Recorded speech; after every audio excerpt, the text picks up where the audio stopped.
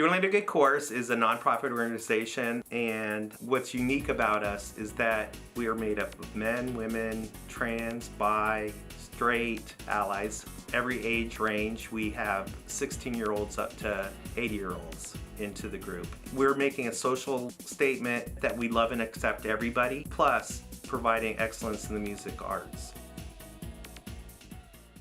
We became incorporated on Valentine's Day as a chorus in 1990. We wanted to have that social impact of being a gay chorus. There was a lot of controversy if we should even use the word gay. There was no gay rights, and so many choruses had to deal with the AIDS epidemic. It was a very difficult time, but we wanted to make sure that we have the word gay in it to make that impact, that it was very important for us to make a contribution to society and try to change hearts and minds of other people. When I was the 5th year of the chorus, I finally came out to my family, and the chorus gave me that strength to come out. When I told my mom, she said, "My life is over, I wish I was dead." My grandmother happened to be there at the same time, who I hadn't come out to either. She goes, "Barb, he's the same Robbie we've always known and loved."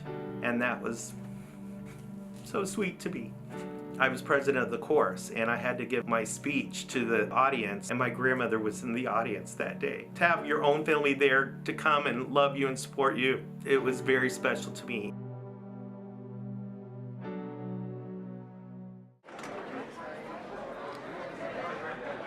Hold on, 1, 2, ready, go. As a member of the gay community, I was always sitting on the sidelines. I never really did anything in the gay community. When I joined OGC, I felt like I was a starting player in the gay community. I felt like, okay, this is where I was supposed to be. This is what I'm supposed to be doing. So it wasn't just a job, like being the director. I felt like I was actually part of the chorus. Like we were doing something. We're making change. We're making people feel good. And I was really impressed with what I saw. And there was a lot of really great voices on stage. And they're a big group. It's like over 100 people. There are not a lot of community choruses in the city that can say that they have over 100 people. And we work really hard. And the performances, they're good. It just takes people switching in their mind to say, yeah, I'm gonna go actually give it a shot. The LGBT community needs a place to have something to do. Sometimes they want to just give back with their voice rather than time or money. So Out Loud is one of the original small ensembles, small group that would go out and perform for the chorus, and we are known for bringing the sass and funny, comical songs out for the concerts. Since I am the director, I get to pick and choose what songs we're going to do, so that is a lot of fun. And once we meet up for each rehearsal, it's about reviewing the music, doing some warm-ups, and basically getting right into the specific song. But with Out Loud, we try to do a lot of choreography with our movement. We're not trying to be So You Think You Can Dance or break the internet with our dance moves, but just enough to have a little fun with our songs.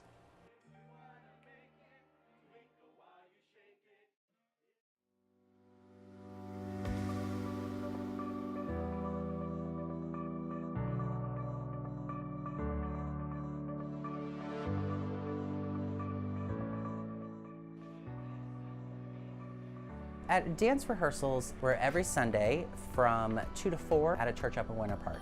The choreography is always really fun. Our dancers have to perform a lot of different styles. I personally bring a lot of ballroom. My co-choreographer, Dwight, brings a lot of contemporary. We have swing dancing, classic musical theater, jazz, tap. We're actually pushing our dancers to learn how to do tap this season. There's 9 different dance numbers that we're doing. It's a fun job, and at the end of the day, it has made me a better person and build my skin, and he's like making me a better performer and singer and to be more confident within myself. So OGC has become like my second job, or kind of like my social life now. When I joined the chorus, I was amazed at how many stories there were about parents that had kicked out their children, because I can't imagine ever not loving your child, no matter what they do. I make my own family to begin with. I don't personally speak to about 90% of my family. This is a choice that LGBT people have to make, probably more than anyone realizes, is to pretty much just walk away from a good chunk of your biological family and decide that you're going to build a family that actually has unconditional love for you. So I've built a family from people from OGC. Some people just have to build their own family, and I'm one of them. So chosen family is a huge part of the LGBT community. When you go through something that horrendous and based on who you are, it really bonds you even more.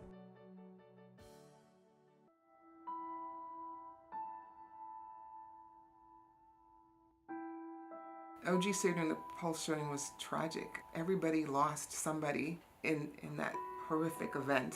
So we cried a lot. And we tried to support each other, and everybody else that needed support, we were there for them too. But it was very, very hard.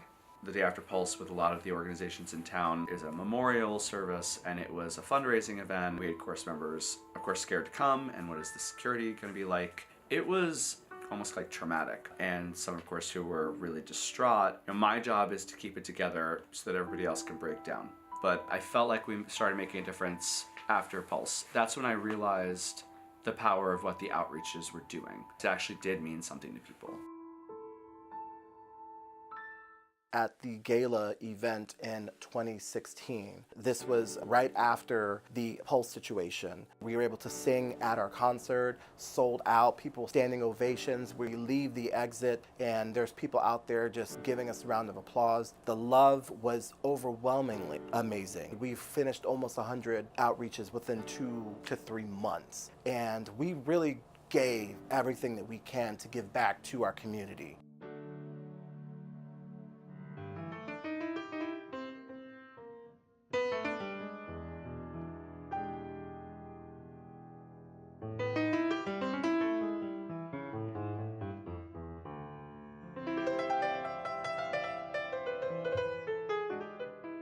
Love is Duets, it's always our Valentine's cabaret, and this year it was Love is Duets.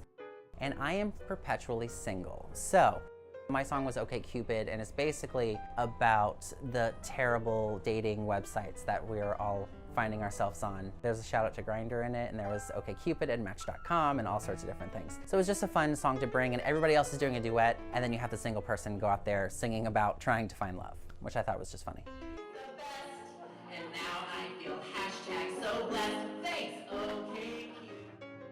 I had always wanted to do something with my friend Ellen, and one of the shows that I love and one of the parts I would always dream about playing is Edna in Hairspray. And because I was playing Edna, I dressed in drag so that it looked the part of the show. One of the things that Ellen and I had both done is reaches around and grabs Edna's bust. And we're like, well, you know what? Imitation is a sincere form of flattery, so we're gonna steal that moment. It's become part of the fabric of who I am.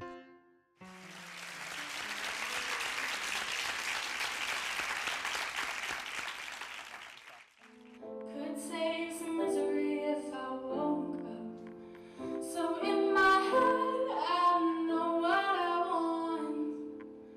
So indecisive, I can't get enough. So Isabella wrote a song that was basically about her bisexuality, and she was able to find herself, and there's nothing wrong with going both sides of the street. Don't want it to stop, then something feels wrong. I don't know what to say, but before I cross the street, I have to look both ways. Even to this day, I can't even talk about it as much, but I love the fact that I can sing with my friends and celebrate with them, because singing and sharing my gift and talents and to celebrate my friends and our culture, it's just touching, and I'm so proud to be here with you on stage.